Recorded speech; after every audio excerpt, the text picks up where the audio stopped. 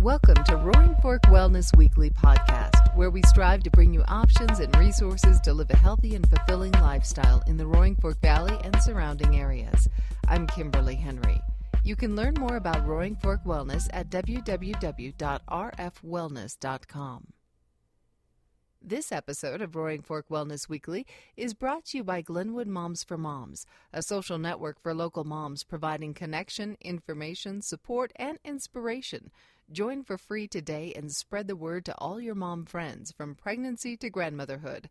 www.glenwoodmomsformoms.com. And our guest today is Ashley Mauldin of New Awareness Counseling here in Glenwood Springs. Ashley, welcome to the program. Yeah, thank you. So you've been in the Valley for how long now? It'll be 4 years in September. And I moved from Fort Collins and really getting adjusted here finally. So After 4 years? Yeah. Well, it takes a little while, a bigger city to a small town feel, but sure. I'm definitely enjoying it. Sure. And tell us a little bit about your family. I mean, you've got a little family here. You're growing in Glenwood Springs. Yeah, that was kind of our reason for moving up here, actually. I had gotten pregnant with my daughter and was doing counseling in Fort Collins, and just saw a good opportunity to find a nice balance between, having my own practice and being a part-time stay-at-home mom. And I actually had my second child, our son, here in September. So growing that aspect as well as my business. That's fantastic. And how long have you been counseling? I graduated in 2008 and have had my own private practice up here since September when I moved. So, kind of been a little mix of things. I've worked for somebody else in their private practice and then worked in community mental health for a little bit, focusing on high-risk adolescents and their families, in particular in the foster care system and inpatient treatment. So, a little bit of everything. Yeah, sounds like it, which is great that you have that experience to draw from. Mm-hmm. What brought you... Oh, go ahead. No, I was going to say, there's a lot of differences between community mental health and private practice, and it's kind of neat that I've been able to experience both and apply what I've learned in both places to what I do now. Well, I imagine that it gives you the opportunity to know when to refer and who to refer to and all of that, or know what you're getting if you get a referral in from one of those organizations. Yeah, absolutely. Yeah. Absolutely. So what drew you to counseling as a career?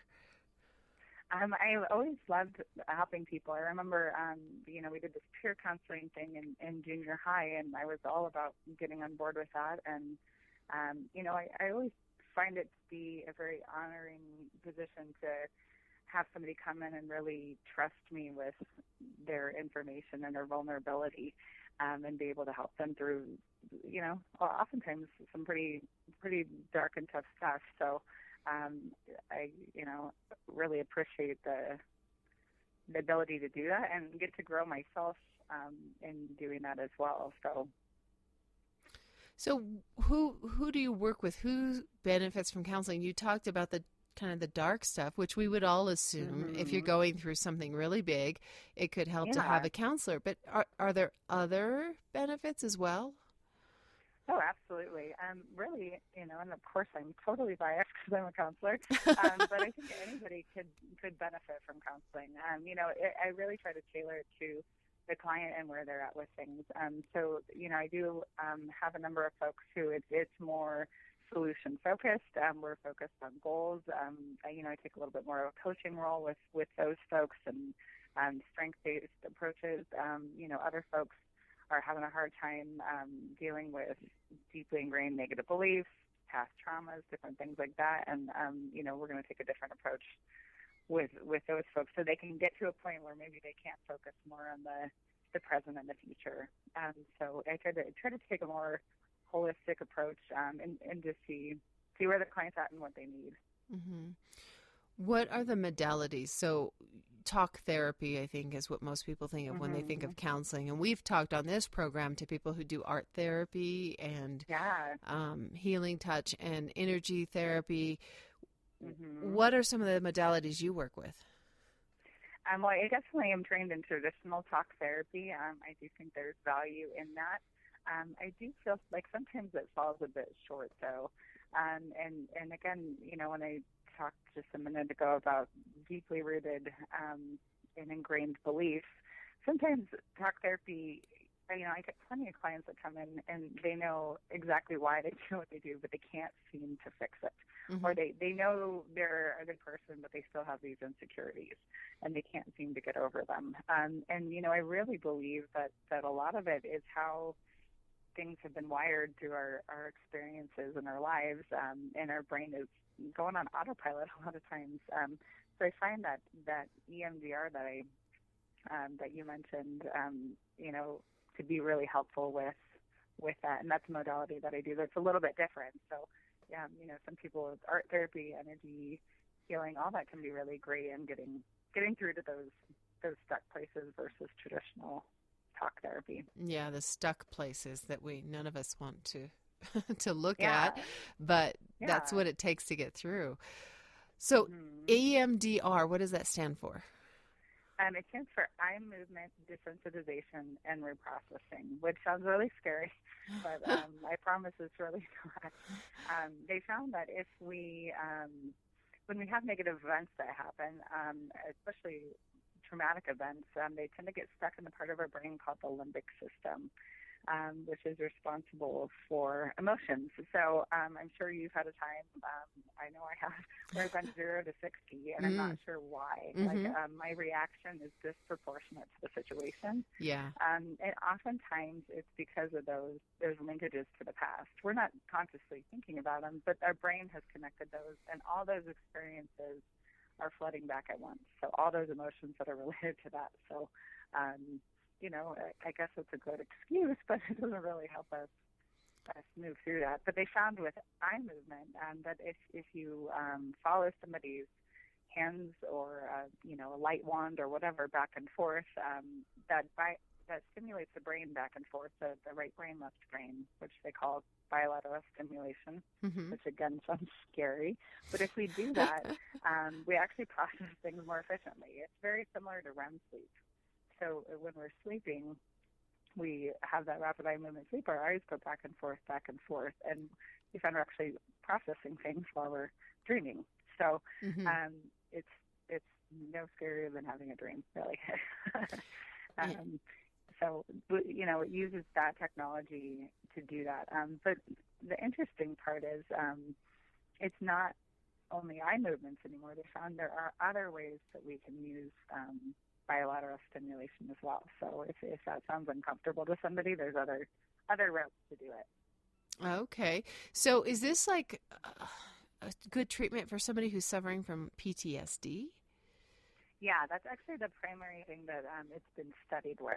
I think the insurance companies were excited to discover something that works more effectively with veterans. And unfortunately, I haven't heard the VA really jump on it, and I think they should.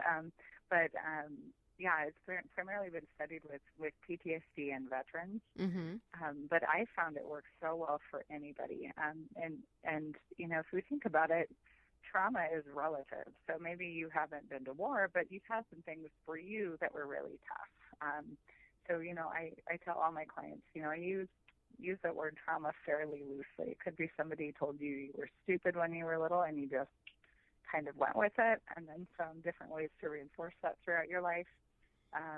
Or you could have been in an accident or gone to war or something a little bit more severe that we would normally classify as trauma.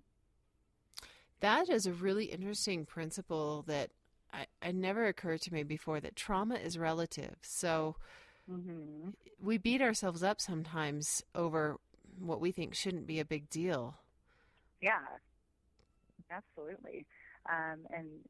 It actually all started, my interest in EMDR started from a personal experience where I went and got some EMDR therapy, and it was really neat because it wasn't, even that big of a deal where I was going, and they floated it back to some early childhood stuff, and I thought, okay, there's nothing here. My childhood was pretty good, and I'm bawling like a baby during this therapy, but since I resolved it, my reactions changed. I've never once gone back into my what was setting me off before. And I don't have to think about it. I'm just not set off by it anymore. So that really was a cool thing for me to experience as a counselor, and now be able to bring to my clients, where it's like, okay, we can really make a significant change. And then, unlike traditional talk therapy, which would say, well, you're in charge of your thoughts, you need to, stop the thought in that moment and change it. Well, actually we can't, because we're already flooded. So it can feel very blaming and very discouraging for people, or just, it takes years and years and years of doing that to get the pathway reinforced, whereas EMDR tends to work faster and more effectively. How long does it take to resolve something using EMDR? It's kind of a blanket statement of it depends. I've had some clients just need a session or two. I've had other clients, we've worked for a year or two on some stuff. So it depends on your trauma history. If you're coming in with an extensive history of trauma, abuse, all that kind of stuff, it's going to take a little bit longer. Okay. But in comparison to talk therapy, the results are much faster, and we do a lot of scaling with EMDR. So as you go along, you'll be able to see, okay, there's a marked difference from when I came in to where I'm at now. I do a lot of ratings about how much does this distress you or bother you currently, 0 to 10. A lot of people start at a 10. Our goal is to get it down to a 0 or a 1 by the end, and often things can. And people don't believe that when they first come in, but as we go along, we're able to look back at the notes and say, okay, you came in and this was a 10, and now it's a 3, or now it doesn't even bother you at all, which is really cool. So what does it look like from the client perspective when you come in? How does EMDR work? Well, we typically pick out a target, and what that is definitely depends on the client, and it can shift as we go along. So let's go back to that example of the teacher telling you you're stupid when you're in third grade. So that would be the target. We would pick out what negative beliefs correspond with that. So maybe, it's I'm not good enough, I'm stupid, I can't succeed, whatever that is. Most people don't fully believe those negative beliefs, but they're prominent enough that they're getting activated. I kind of line all that stuff up. I have clients notice how that feels in their body, and then we'll start the bilateral stimulation and let the brain go where it needs to go to heal. So have you ever thought about something and then 5 minutes later you're thinking about something completely different? Oh, yeah. Yeah, it's kind of like that. We start at that target and just kind of see what comes up. So it could be a thought, it could be another memory, it could be an image, it could be a body sensation. For some reason, I sweat profusely when I do my own EMDR therapy. Interesting. And I don't always know why, so I'll just get really hot. But I think it just speaks to a lot. We hold a lot in our bodies, and so you never know what's going to pop up, and you never know where it's going to take you. You could start with that memory, and all of a sudden you're working on stuff with your mom, or you're working on something else. So you kind of have to be prepared for anything as a client when you come in. But the bonus part of that is because they're all interrelated, they're all on the same connection wavelength, a lot of things, multiple things will get resolved. So if you had a theme in your life where you kept having that happen, we're going to resolve that entire theme. Wow. Does that make sense? So yeah. So are you is it like a laser that you put in somebody's eyes, or how do you stimulate that movement? Well, the original way would be you put 2 fingers up and you move them back and forth. So it looks kind of like hypnosis. Oh. I find a lot of my clients aren't the most comfortable with that. Number one, they, tend to focus too much on my hands and not enough on their own processing. And then, second of all, I think too many people associate that with hypnotism, and so their expectation just gets kind of funky when we do that. To actually have these little, I call them buzzers, but little things that you hold in your hands, and they vibrate back and forth, kind of about the same intensity as a cell phone vibration. And all that does is activate the right brain, left brain back and forth. And that's probably what most of my clients use. I also have headphones that I use, and they have tones that go back and forth in your ears. And occasionally I'll tap on somebody's knees, although typically working with trauma stuff, I don't like to do that. So sure. Most people feel a little bit more uncomfortable with that. Sure. They might hit you or something. Yeah. Well, and I just think, you're vulnerable enough in counseling. You have somebody touching you just might forever that. So, but if the buzzers broke or something, I could, I think that happened once. They weren't working for some reason, and I was, the client was comfortable enough we were able to do that. But typically it's the little buzzers that most people like. They can close their eyes and process while they do that. Oh, okay. And the other neat part too is the level of disclosure is up to the client. Sometimes it's too hard to say something, or it's too shameful to say certain stuff. I don't need to know all the information of what's coming up. My job is to make sure that the processing isn't blocked, that it's moving. So I do need to know, okay, I'm not stuck on the same visual or the same aspect of whatever we're focused on, but I don't need to know all the details. They could tell me very few details, and I would be okay. So sometimes that's nice for people who have had trauma, who have had to go to counseling and just talk about it and talk about it and talk about it. Because it's like, I've talked about it. I don't know. I don't really want to talk about it anymore. Right.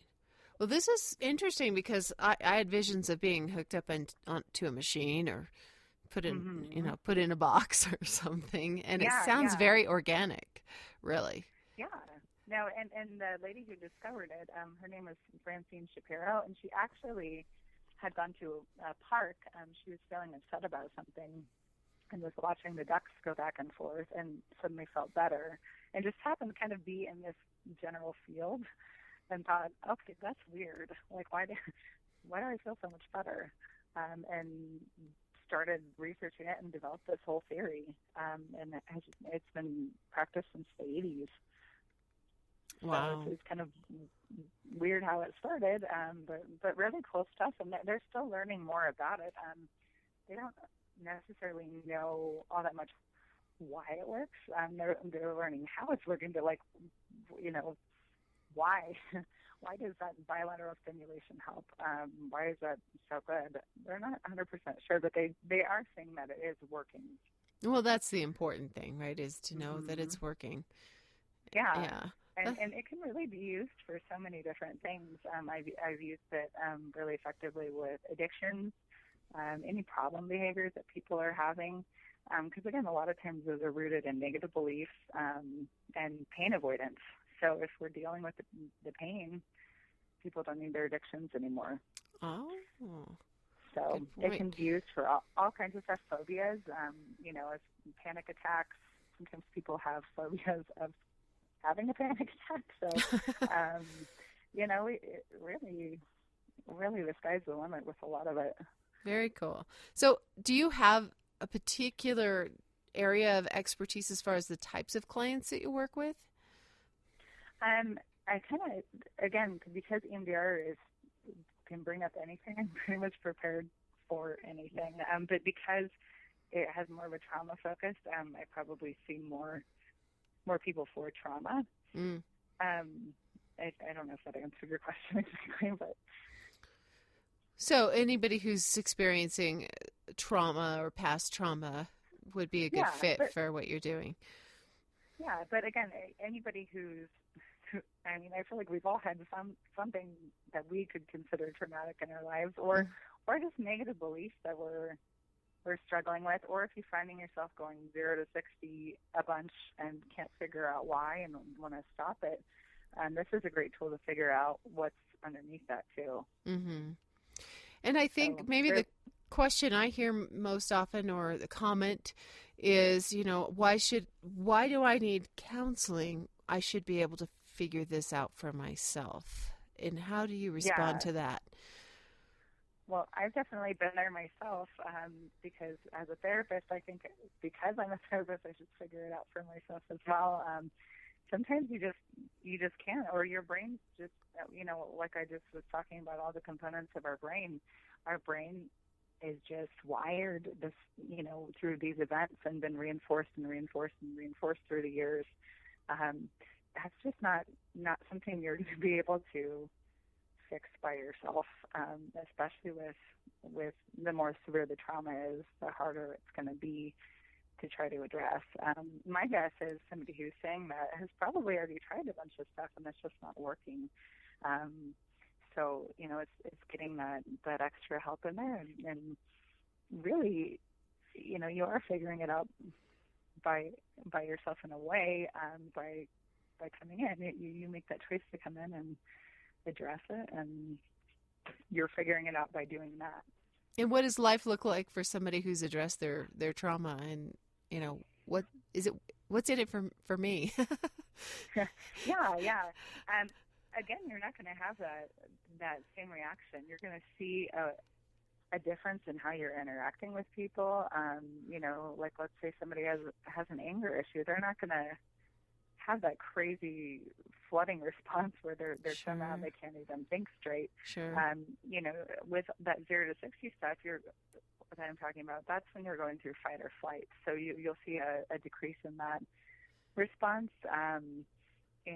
The time that I said I went to counseling, I was having this reaction with my husband where we would get in a minor argument, and I would say, well, you don't love me, you don't want to be with me, and he's like the nicest guy in the world, so clearly he wasn't saying anything to that extent.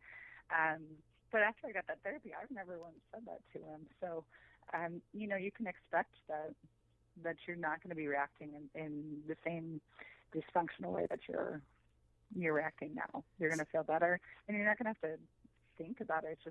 It just is going to be better because you feel better about yourself. Sure, better relationships and just better confidence, maybe, in who you are. Sure. Again, I touched briefly on the negative belief piece. Part of EMDR is also installing a positive belief. So once the negative belief is gone, we've picked a replacement belief that you'd like to believe instead. So instead of I'm stupid, it'd be, I'm smart and capable. We really want to install that, and then also bring that into the present and the future. So most of it will stay with the past stuff because that just takes the longest. But once you get to a good point with that and you're not feeling bad about things anymore, we bring it into the present. Okay, so now you're feeling smart and capable. How do you want to see yourself handling some of these situations that have triggered you in the past, and really prepping up for any potential things that could pop up, in the present and future, and how you want to see yourself bring that in. Mm-hmm. Really great information, Ashley. If somebody wants to find out more or make an appointment with you, what's the best way for them to get in touch? Probably through my website. It's www.newawarenesscounseling.com.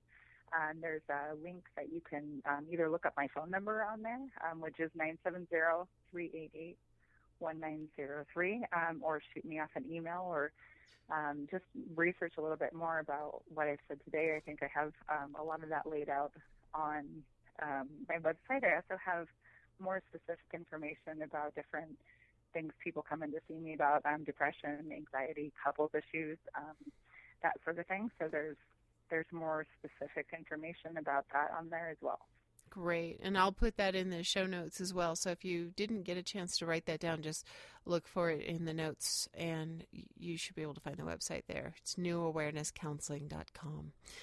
Ashley, it's been a pleasure. Thank you for spending some time with us. Yeah, thank you for having me. I appreciate it. Thank you for joining us. You can learn more about our local wellness community at www.rfwellness.com. We'll see you next time. Have a great week.